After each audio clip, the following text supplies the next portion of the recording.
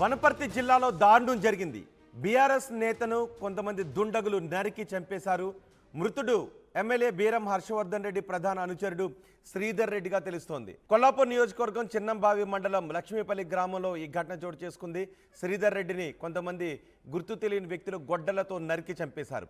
అర్ధరాత్రి 6 బయట శ్రీధర్ రెడ్డి నిద్రిస్తూ ఉన్నాడు. ఆ సమయంలో కొంతమంది దుండగులు మారణాయుధాలతో వచ్చి తల నరికి అత్యంత కిరాతకంగా చంపేశారు.